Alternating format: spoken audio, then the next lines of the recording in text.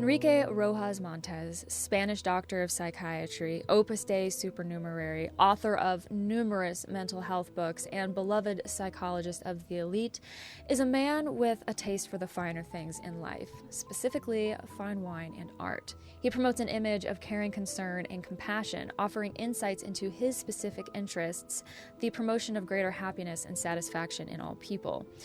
He comes across as equal parts charming and fatherly, but his down-to-earth, pragmatic persona may just be a mask. Digging up all of the information on this guy took me down a long and winding rabbit hole full of old blog posts and articles on a variety of blogging and news sites. I found a significant paper trail of allegations against Rojas stretching back decades.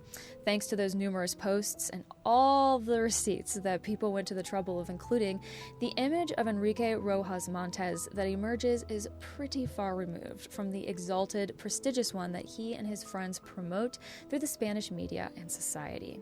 In this episode, we will explore the scant, publicly available information from the World Wide Web, and we will examine the allegations and claims against one of Opus Dei's most high-profile members. My name is Beck Griffin. Welcome to the Deep Dive Project.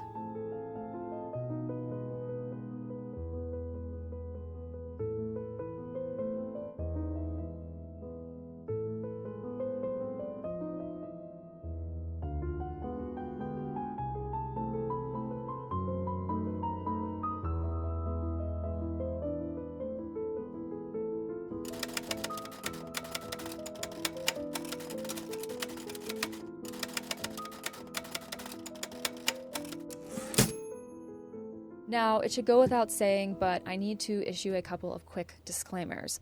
First of all of the information that I am presenting in this video is publicly available on the World Wide Web. Additionally, this video is a representation of my opinion of a man named Enrique Rojas Montes, and everything that I say is alleged unless otherwise proven in a court of law. I have done my best to substantiate any claims concerning legal disputes or scandals, but it is important to note that because so much of this story played out before the dawn of the internet, the information we discuss today should not be considered comprehensive or complete in any way. There are some things I simply cannot prove because the information is not available online. All of my references and a transcript of this episode are linked in the description down below. Do not attempt to contact, or harass anyone mentioned in this video on behalf of me, yourself, or anyone else. The purpose of this episode and of the Deep Dive Project as a whole is to give my perspective on issues related to human rights and to notify you of matters of public concern. If you would like to connect with me, you can find my social media and email in the description of this episode, along with a link where you can virtually buy me a cup of coffee for $5. The Deep Dive Project is a fully independent venture, and due to the nature of the information that I am sharing, episodes are often not eligible for monetization or are throttled by YouTube's algorithm. So I am deeply appreciative of everyone who has supported my caffeine-fueled endeavors so far. Lastly, if you or someone that you know needs mental health support, I have linked a variety of global resources in the episode description. Life is hard, but we do not have to go at it totally alone or unequipped. If you need help, please reach out. Due to the fact that any negative press about Rojas, from what I've seen, has been landlocked to Spain, it is unlikely anyone in the English-speaking world is even aware of the pretty long and scandalous history that Rojas has. As I was attempting to piece this whole story together, it definitely felt like there had been a pretty concentrated effort made to suppress this information. But this is all public if you know where to look and if you're willing to spend the time translating everything from Spanish to English, which I was. When I began learning about Rojas, I thought I was going to uncover the story of a medical doctor with ties to Opus Dei behaving unethically towards other Opus Dei members under his care. But the reality is that Rojas appears to have left a number of individuals, Opus Dei affiliated and otherwise, worse off than he found them. One of the most detailed blogs I found was run by a woman named Isabel Caballero.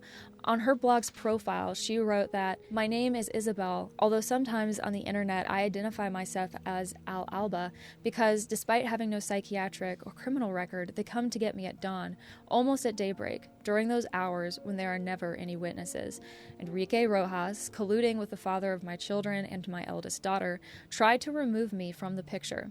It is not necessary to belong to Opus Dei or have any type of relationship with Enrique Rojas for him to intervene in our lives. With enough contacts to get things done and lacking any scruples to carry them out, he acted against me while he was being tried in a case with a similar motive. I feel like I have inadvertently stumbled upon a very double-faced actor. And now I know way more about Enrique Rojas Montes than I ever wanted to. But that means that I do have an opinion of the kind of person Rojas is, and he is an interesting bird, to say the least.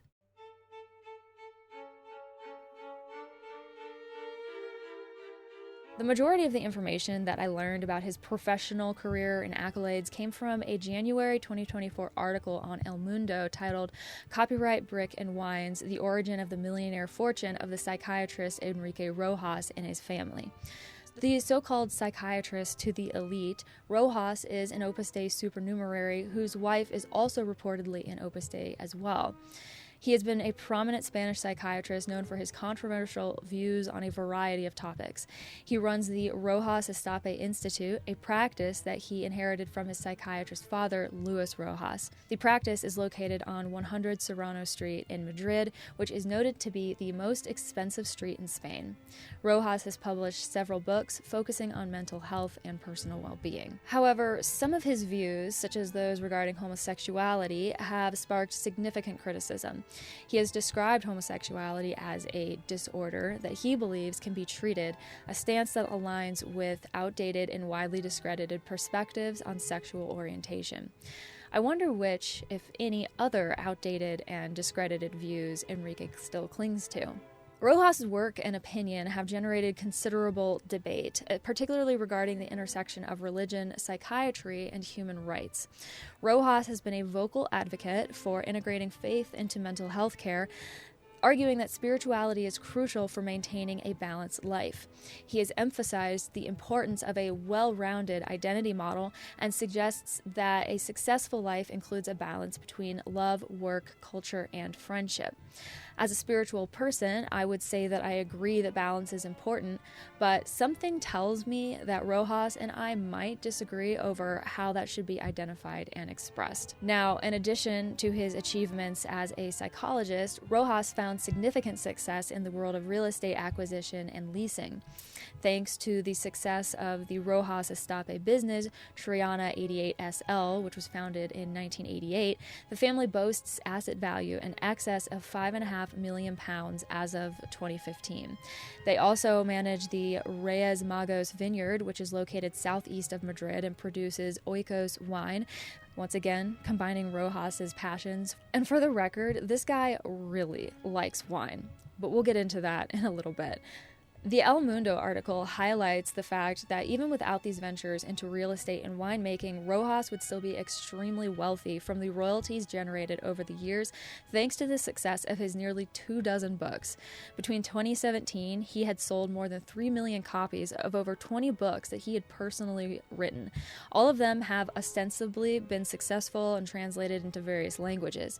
He has achieved influence as a high-profile figure thanks to his friendships with prominent political figures such as Jose Maria Aznar, Ana Botella, Ana Pastor, Tamara Falco, Jose Manuel Soria, who is the former Minister of Industry, and Jose Luis Martinez Almeida, mayor of Madrid and promoter of Rojas's literary works.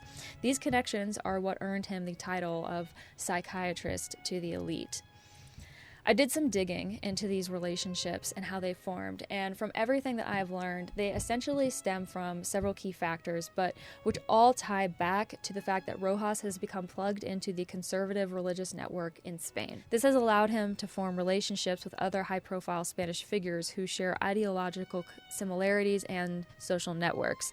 Some of these individuals, such as Tamara Falco, have been connected to Rojas in a therapeutic context as he became a trusted figure among Spain's aristocratic and elite families. But something that has been much less clear is the degree to which Rojas's affiliation with conservative Catholic groups have aided and boosted his social reach and clout. For example, Jose Maria Aznar and Ana Botea and Jose Luis Martinez Almeida all have connections to Opus Dei. There is also an Opus Dei academic element at play here as well, which we will get into in a moment. But all of this makes me ask the two age-old questions, which are, to what extent Opus Dei is functioning as a boon to people with a desire to climb the social, political, or economic ladders, and how premeditated or intentional is that function? We can truly only speculate, but in my opinion, Opus Dei functions as a network connecting like-minded people with similar ideologies and goals. It starts to get hairy when these people insert themselves into government and politics because Opus Dei's presence starts to feel like this massive elephant in the room. Regardless of what the answer is, it's a fact that Enrique Rojas Montes' close relationships with prominent political and social figures is largely due to shared religious, moral, and ideological values, his status within Spain's elite, and his professional reputation as a psychiatrist. In my opinion, it's fair to speculate that Opus Dei's affiliation plays a central role in facilitating these connections. After all, birds of a feather flock together. Something that stood out to me was the fact that the article states that several of Rojas's patients have claimed that he often recommends his books during consultations. Now, having never read any of his books, I'm not going to pass judgment on whether or not that's a good idea or helpful to his patients. Maybe it is, I don't know. But it does remind me of various professors I have had over the course of my academic career who have promoted or required their students to read their authored books or other academic literature as part of their required coursework. Maybe it's different in other places, but here in the United States, that kind of behavior is generally not perceived well because it can turn a learning environment into a sales pitch with a captive audience. I feel like the issue is compounded when it comes from a healthcare perspective. If I went to a doctor for help with a specific health issue and part of their solution was to recommend that I buy their book, I don't know that I would be going back to that doctor.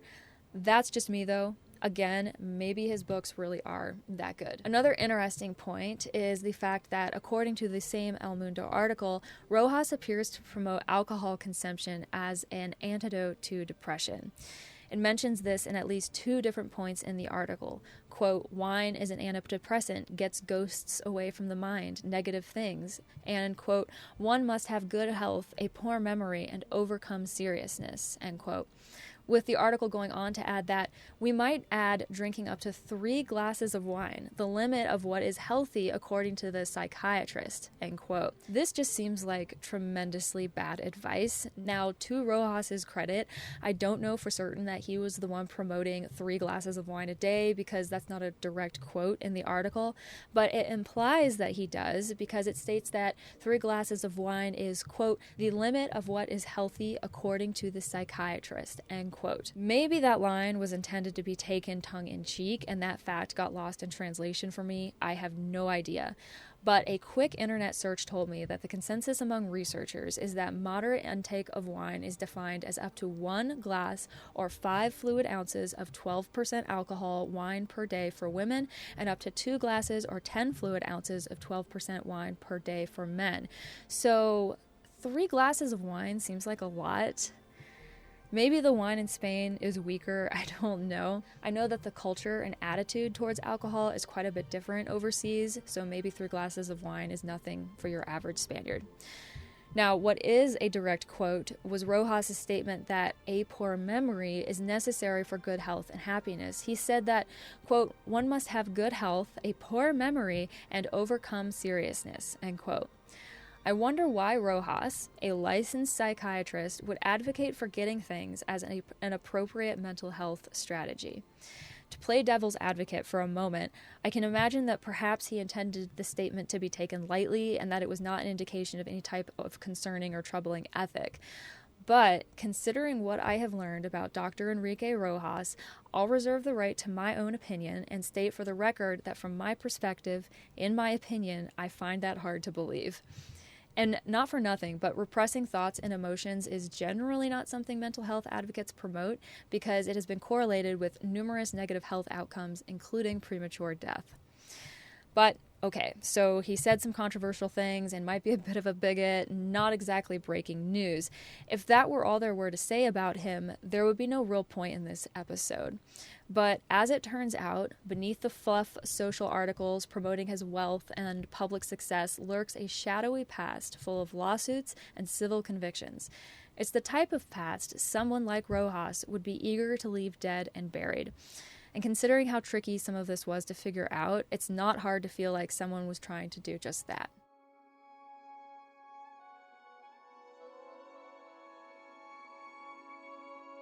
The first mention I saw of something fishy going on in connection to Enrique Rojas's academic affiliation or credentials was in an article on Opus Libris titled "The Psychiatrists of the Work" by someone with the username Felipe, published on Wednesday, June 9th, 2004.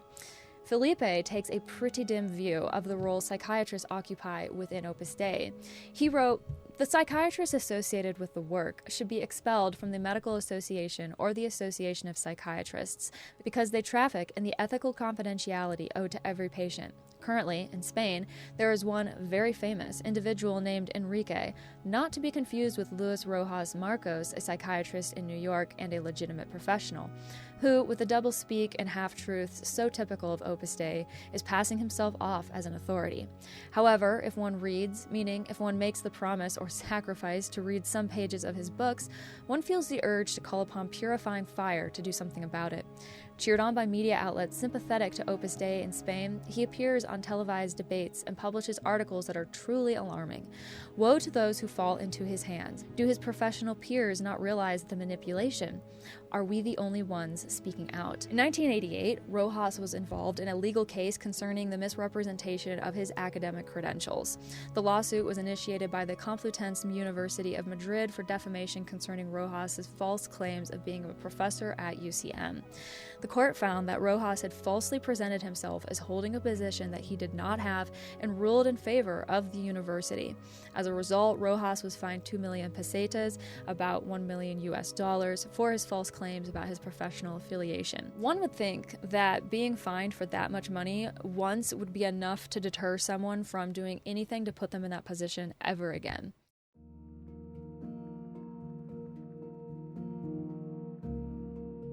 All was quiet on the home front for a time, although it's worth pointing out that Rojas did not appear to alter or change his professional academic affiliation for decades following his conviction.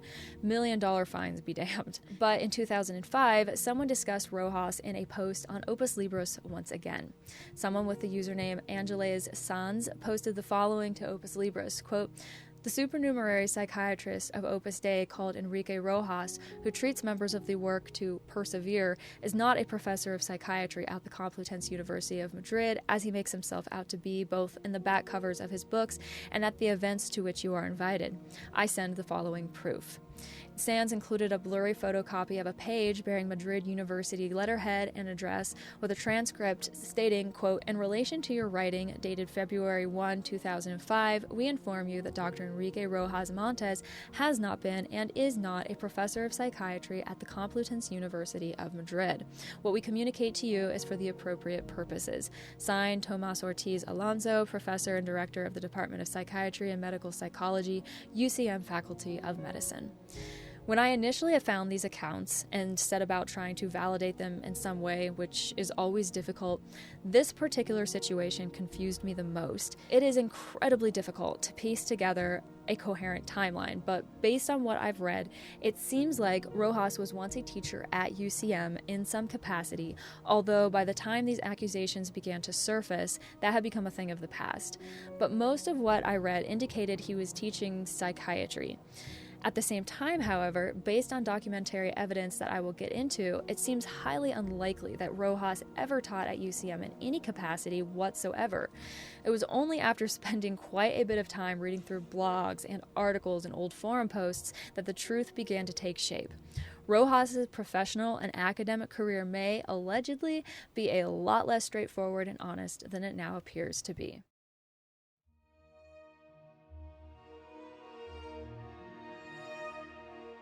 An old blog titled "Hay vida detrás del despido," There is Life Behind the Dismissal, really helped clear things up.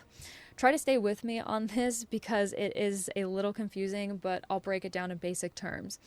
On December 17, 2008, in a post titled "Enrique Rojas Montes is not a professor of psychiatry," it was shared that, along with a list of books published by this doctor, which I will not list to avoid giving him publicity, heavens forbid, I have been sent the following information. In psychology faculties, there is no chair of psychiatry. Psychiatry is a medical specialty, so professorships are always located in medical faculties. Enrique Rojas calls the garden of the Villanueva University Center, run by the Fomento Group, a corporate work of Opus Dei, the Villanueva campus. In no case can this be considered a university campus, since it is a garden. The zoning ordinance requires leaving free spaces for construction. The university centers in Spain do not house faculties. The Faculty of Psychology of the Complutense University of Madrid, UCM, was placed on the Somosaguas campus when it opened, and it remained there without taking occasional trips to the gardens of the Villanueva University Center, just so Enrique Rojas can locate the professorship he invented. The Villanueva University Center, aka the Villanueva campus, Fomento Group, Opus Dei, has never offered, nor does it offer, courses leading to a psychology degree. The Faculty of Psychopedagogy does not exist either inside or outside the garden of the Villanueva University Center. The Complutense University does not yet have a Faculty of Psychopedagogy, and remember, this was written in 2008. Psychopedagogy is one of the degree programs offered at the Faculty of Education at UCM. However, at the Villanueva University Center, you can pursue the second cycle of the psychopedagogy degree, as their first cycle is teaching. I have no idea, by the way, if I'm pronouncing that psychopedagogy word correctly. Psychopedagogy. Please do not come for me in the comments if I just butchered it terribly. I'm doing my best. When it is reported that Enrique Rojas is not a professor of psychiatry at the Complutense University of Madrid, he begins adding footnotes to his books, shifting his invented professorship around to place them where they do not exist. The average citizen is unaware of these tricks and often confuses psychiatry with psychology. Enrique Rojas Montes deliberately takes advantage of this lack of information. The fact that Rojas moved the goalpost once he began to be exposed would explain why it was so difficult for me to figure out exactly what happened, why these accusations have carried on for so many years, and how Rojas was able to carry on claiming titles he didn't technically have. Rojas began to amend and refer to his position as Professor of Psychiatry at UCM Villanueva campus, which was still a lie because the Faculty of Psychology of UCM is located about 20 minutes away. And for a time, up to about 2009, from everything that I read, Rojas tried to claim an affiliation with UCM on a technicality. Academic affiliation should be relatively easy to establish or debunk, right? Well, it is, but I am not sure that Rojas thought people would actually go to the trouble of doing the legwork and calling his bluff time after time. It is also important to remember that a lot of this played out in the early days of the internet before the hyperconnectivity that we all suffer through today. Rojas probably thought that his white lies would continue to fly under the radar, especially as he gained notoriety and fame among the Spanish elite. I have to imagine that there may have also been a sort of old world attitude that would view questioning someone high profile as gauche or distasteful, which would have added another layer of protection. Regardless, some asked their questions anyway and came away armed with evidence. Another blog titled Gato Pardo published numerous posts detailing Rojas's academic fraud, and I found one that included receipts with these accusations in the form of more university documents and correspondence. The author takes a very dim view of Rojas's academic clout, or lack thereof, and really the Spanish university system as a whole. In an October 2009 article titled Dr. Enrique Rojas Montes Fraud, they wrote, "Any clueless fool can obtain a doctorate, a specialization in psychiatry, and a professorship at a Spanish university. Here, even a scammer specializing in deceit, trickery, swindling, schemes, fraud, and intentional embezzlement has gained fame as a psychiatrist. He runs a practice charging Nobel-worthy prize fees and has embellished his resume with the title of Professor of Psychiatry at the Complutense University of Madrid without being any of that. Trusting in the immeasurable foolishness of readers and editors, he has published dozens of books without scientific rigor or any damn literary talent that have become bestsellers. He is quoted and celebrated by the serious press and by organizers of psychiatry days, conferences, congresses, etc. Yes, we are talking about Enrique Rojas Montes." They go on to share the same information that I just went over, but with some added details. In addition to not being a professor on the Faculty of Psychology at UCM, it was revealed that as of 2009, Rojas was listed as a general practitioner of medicine and registered as a licensed doctor, not a psychiatrist. In correspondence with the official College of Physicians in Madrid, it was stated in no uncertain terms that Enrique Rojas Montes is merely a licensed doctor with no registered specialty. So, if all of the documentation we've seen is authentic, as of at least 2009, Rojas was not a licensed psychiatrist, nor was he in any way on the faculty of UCM. In a post on Opus Libris, Ana Azanzo wrote, "Does anyone know how many books he has already published as a psychiatrist, how many interviews he has given as a famous and successful psychiatrist, how many patients he has treated as a specialist in psychiatry, and how many millions he has pocketed thanks to a title that, strangely enough, he has not even disclosed to the medical board?" So let me take a step back and reframe everything that I just went over. This is my understanding of the situation. Once upon a time, Rojas was formally attached to UCM, but that came to an end relatively early on for reasons that are unclear. But at one point therein, or shortly after, he became affiliated with the Fomento Group and the Villanueva University Center, which provided a tenuous tie to UCM. Eventually, the university became Universidad Villanueva, and actually, I think that Universidad Villanueva's Wikipedia page makes things even plainer. The university is defined now as a private university located in Madrid, Spain, affiliated to the Catholic organization Opus Dei. It is the smallest university in Madrid by number of bachelor's students. It started teaching in the year 2020, although its history as an institution can be traced back to 1977. My theory is that Universidad Villanueva, formerly the Villanueva University Center affiliated with UCM, operated by the Fomento Group and Opus Dei corporate work, has become something of an academic Trojan horse, with Opus Dei lurking inside wearing Rojas's face, and possibly other people as well, let's be real. Beginning in 1977, Rojas used his academic affiliation with UCM via the Villanueva Study Center as an additional professional leg up. UCM is a prominent Spanish institution with notable positions in various global university rankings. Being associated with such a well-known university would doubtless be a good thing for Rojas.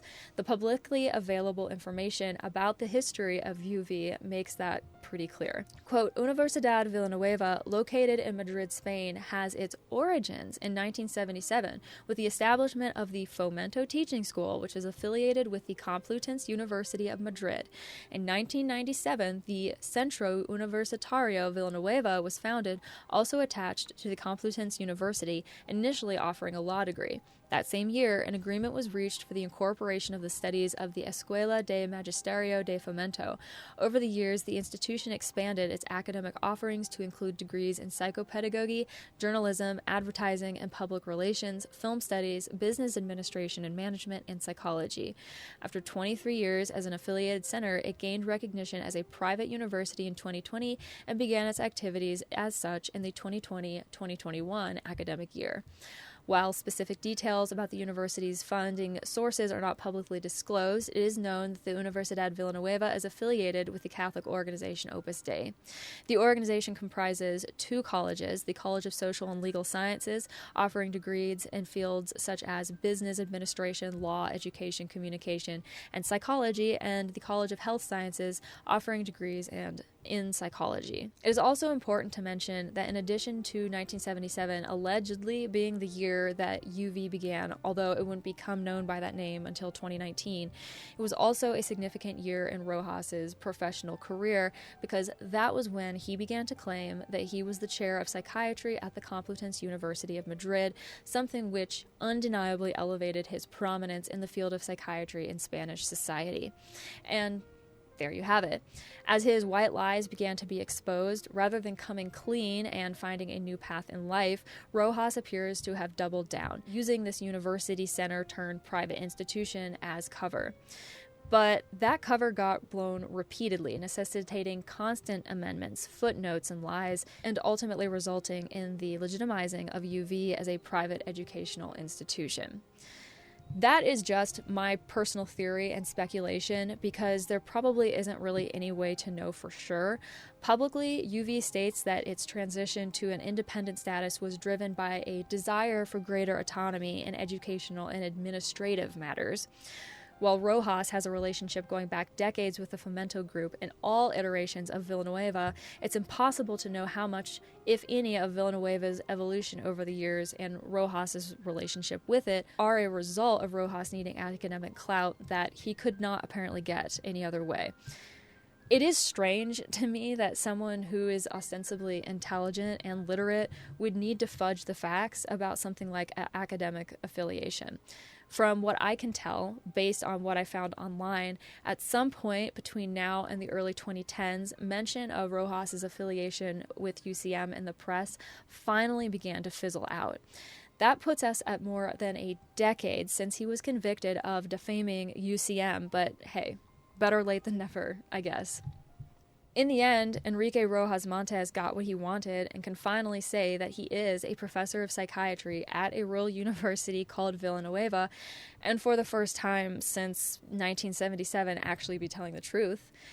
And it seems like, judging from the review left on Universidad Villanueva's Building A on Google Maps 5 years ago, that Villanueva has finally untethered itself from UCM once and for all. Quote, "The truth is that the university is a bit of a mess, but at least they no longer say it's affiliated with Complutense, since none of its courses are validated by UCM. But let's not get anything twisted. Everything may technically be on the up and up now, but it is ill-gotten at best."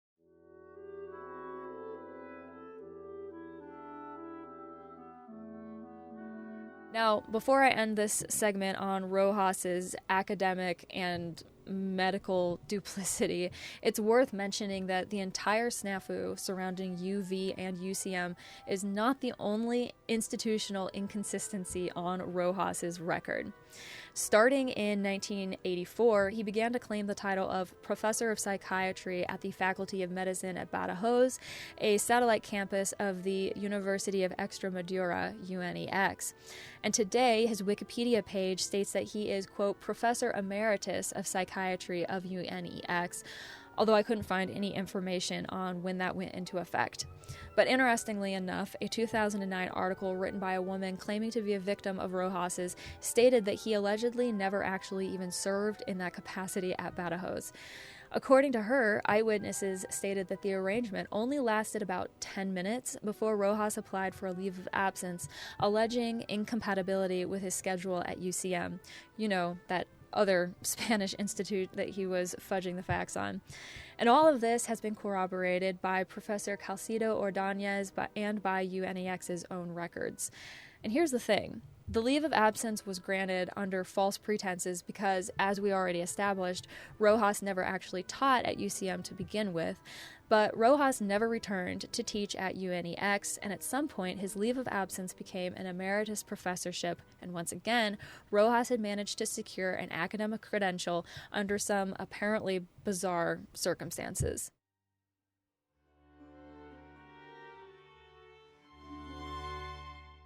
Maria Menchaca is a Spanish aristocrat who was married to the Spanish celebrity Jorge Juste.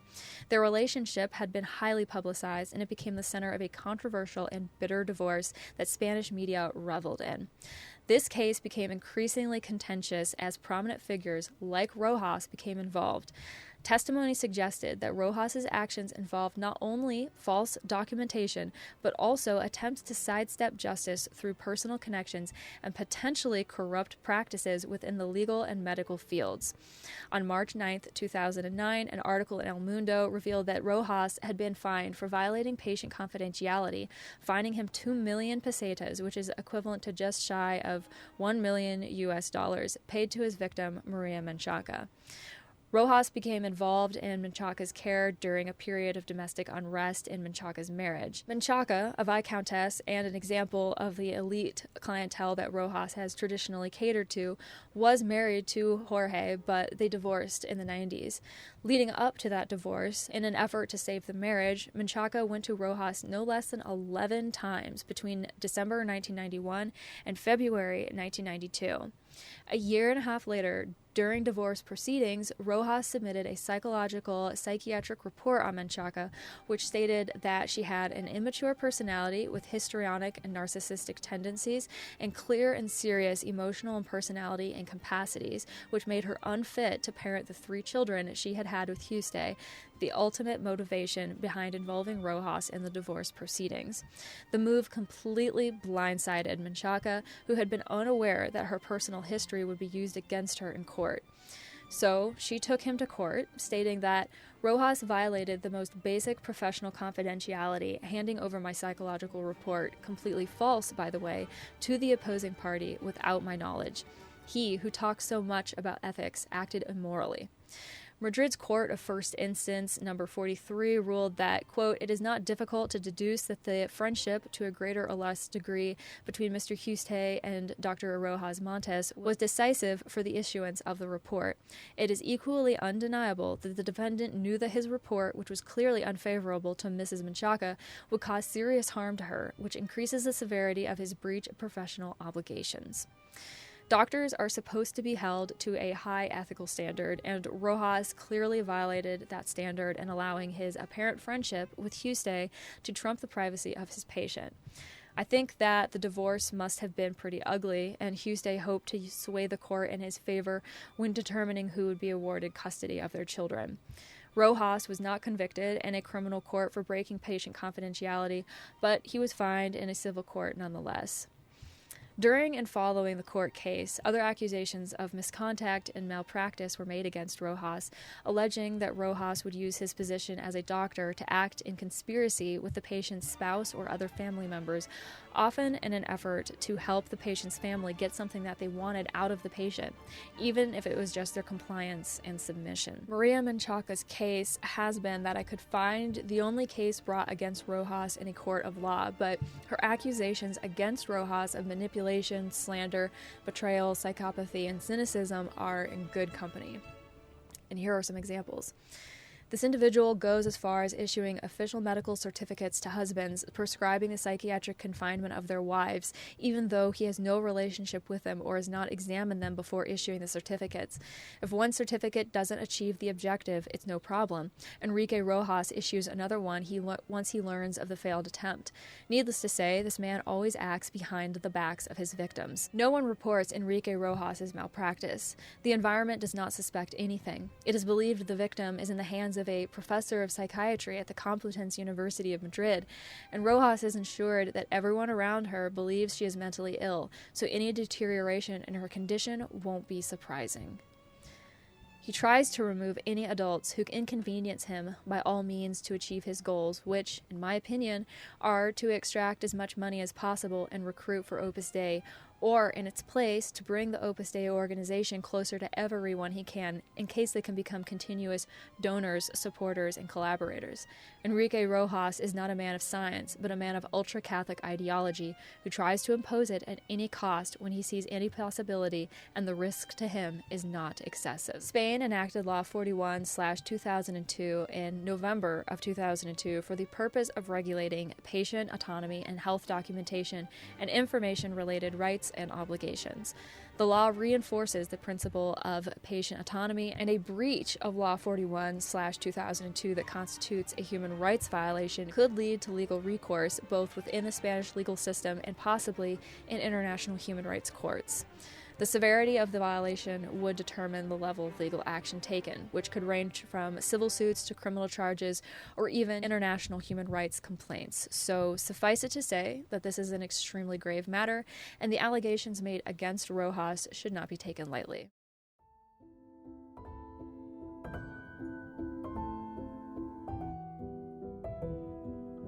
If you look past the puff pieces that have been written over the years, including the 2024 El Mundo article that I cited earlier, Enrique Rojas Montes' professional career is anything but straightforward.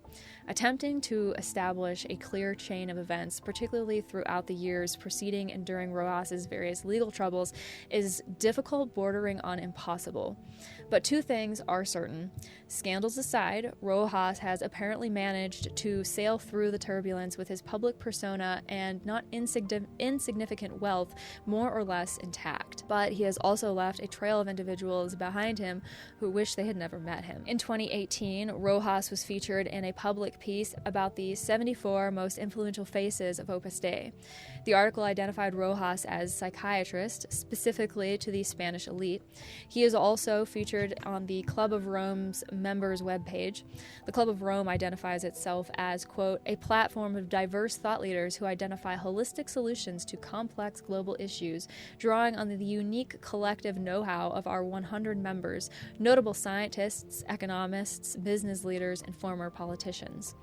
According to the Club of Rome, Rojas is a highly educated, well-respected authority in the field of psychiatry. It's how I found out about some of the other accolades and titles Rojas has acquired over the years, including the director of the Spanish Psychiatric Institute of Madrid, visiting professor at the University of New York, and professor associated with the Spanish Company Institute, or IESE. He is featured on the landing page for the Home Renaissance Foundation, a London-based think tank that claims to promote and develop greater recognition of the importance of the work required to create a thriving home, because a home does not build itself and needs to be well managed. HRF's purpose is to bring about change in our understanding of the professional dimension of the work of the home for a well-balanced society. I felt like that was a lot of awfully Opus Dei coded language, and as it turns out, there is a reason for that. Obviously, there's Rojas' presence on HRF's site, and he is a publicly recognized supernumerary of Opus Dei, but there's more. As an aside, I feel like I am getting really, really good at spotting Opus Dei PR and language from a mile away, which really just goes to show how long I have been steeping my brain in this shit. It's kind of sad. But anyway, this is how I found out what was going on. This might feel like a little bit of a sidebar tangent, but it actually blows the lid off of how people like Rojas end up indirectly participating in some pretty unsavory stuff. Plus, this is the perfect opportunity for me to show you how I found the info that I did. First, I googled Home Renaissance Foundation plus Opus Dei in quotations like that so that I would be shown only the results that correlated my two queries. I got some interesting results too. The first link came from opusdei.org and is titled The Central Place of Home and Family in Human Life. It's an article that was published in 2014, written for the 10th anniversary of the opening of the Cultural Center Harmika, an Opus Dei center in Zagreb, Croatia. The topic of the conference was the family in the teaching of St. Jose Maria. A little ways down in the article, it stated, a guest speaker from London, also an economist, spoke about the professionalization of housework in the light St. Jose Maria's teachings. She presented the work of the Home Renaissance Foundation, which aims to raise awareness of the importance of home issues for the benefit of individuals, families, and society. Yes, there is a massive typo in that quote, and I will not correct it. I find grammatical errors on Opus Dei's website on the regular, and I have to say, very sloppy work over there. But that wasn't the only connection I found between HRF and Opus Dei. The second result in my Google search was a page from HRF's own site. The link takes you to the landing page for HRF's experts, whatever that means. Juan Narbona is the featured professor of the Faculty of Social Communication at the Pontifical University of the Holy Cross. The Pontifical University of the Holy Cross, or the Pontificia Università della Santa Croce, is a private pontifical university in Rome that has been entrusted to Opus Dei.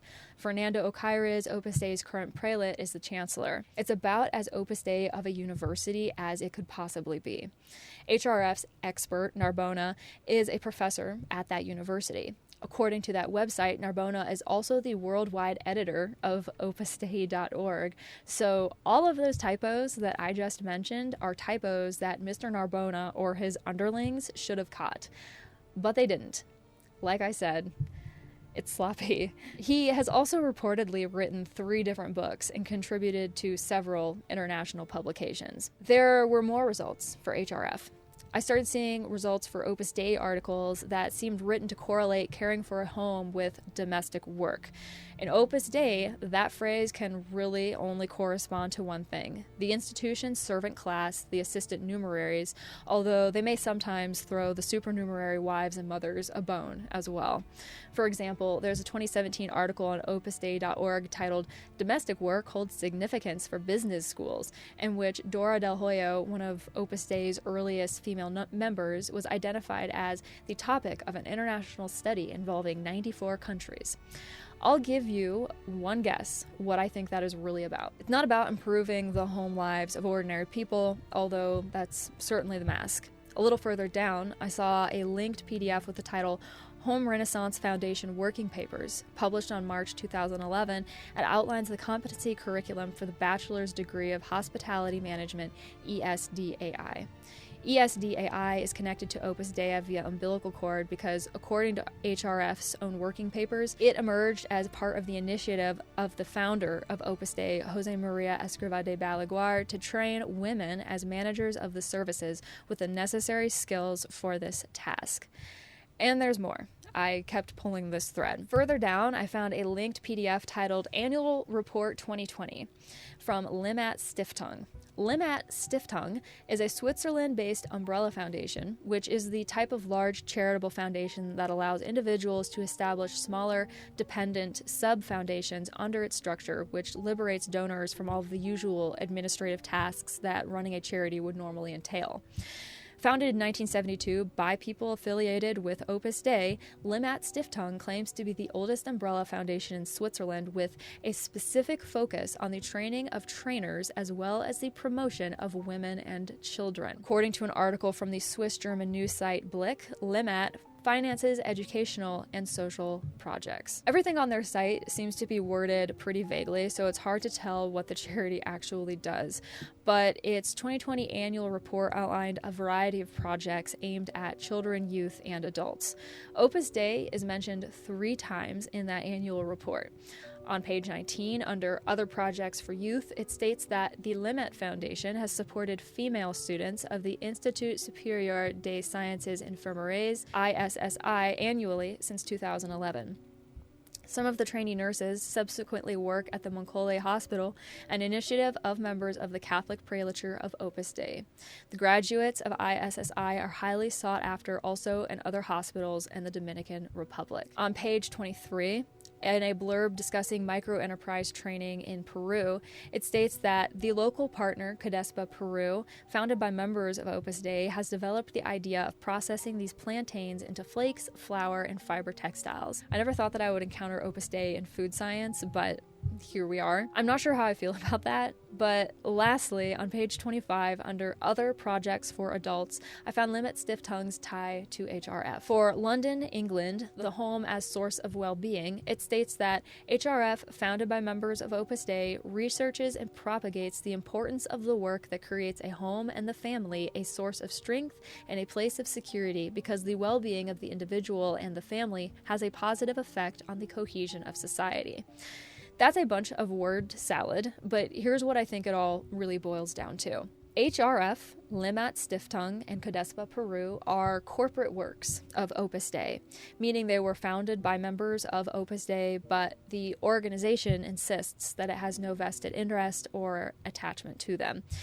But for better or for worse, as outlined by countless testimonies and in the book Opus, it is a fact that the efforts members of Opus Dei make to support and run these various hospitality schools and training centers and hospitals, apparently, have resulted in numerous women from socioeconomically disadvantaged backgrounds being sort of shuffled into Opus Dei residences and centers to cook and clean and iron and wipe the asses of the higher class members who reside there as assistant numeraries. And these women have gone on to allege that they were coerced into committing their lives to Opus Dei, even though the promises of education and opportunities and pay that had convinced them to enroll initially had long since evaporated.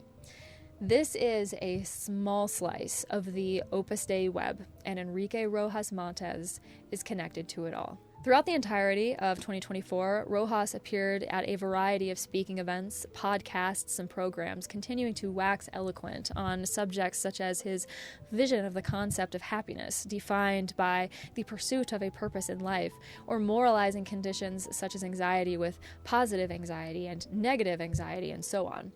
Since 2011, Rojas has written 5 books with titles such as Do Not Give Up, Live Your Life, How to Overcome Depression, 5 Tips to Enhance Intelligence, Everything You Have to Know About Life, which is a bold title, and Understand Your Emotions. His writing has been recognized with the Medical Humanist of the Year Award, the Journalism Boehringer Ingelheim Award, and the Health Opinion Award. He has an Instagram account of nearly 500,000 people where he posts frequently dispensing pop psychology advice such as, don't forget that the purest suffering usually brings with it the clearest and most transparent knowledge, and depression is not a weakness, it is a disease that deserves to be treated. Seeking help is the bravest act we can do for ourselves, along with reminders about the existence of his various books. And hey, I'm not about to cast aspersions on the topics that Rojas discusses or even the advice that he provides.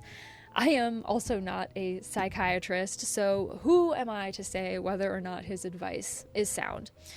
But one thing is certain.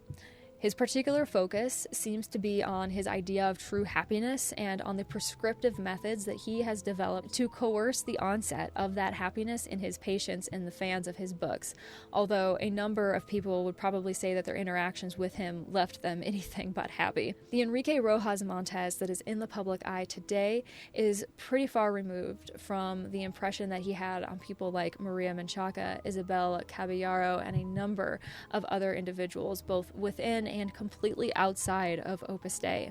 It goes to show the impact that this organization and the people it seems to attract can have on the lives of totally innocent people, people completely detached from Opus Dei, people like you and me.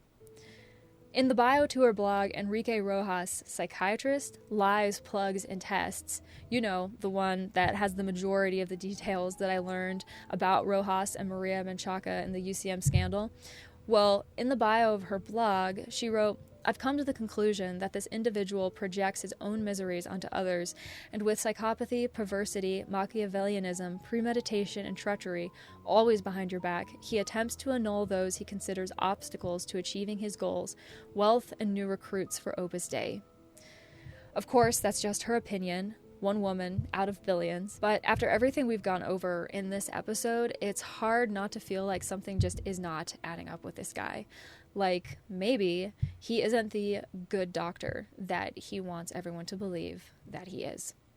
If you enjoyed this episode or found it helpful or transformative in any way, please consider giving it a thumbs up and subscribing. Also, remember that details to learn more about my work, connect with me on social media, or support my endeavors are all linked down below. Also, don't forget that in addition to YouTube, you can also find the Deep Dive Project on Spotify, Apple Podcasts, Rumble, and pretty much anywhere podcasts live. If you listen there, please be sure to leave a 5-star rating or a review. It helps the Deep Dive Project reach more people.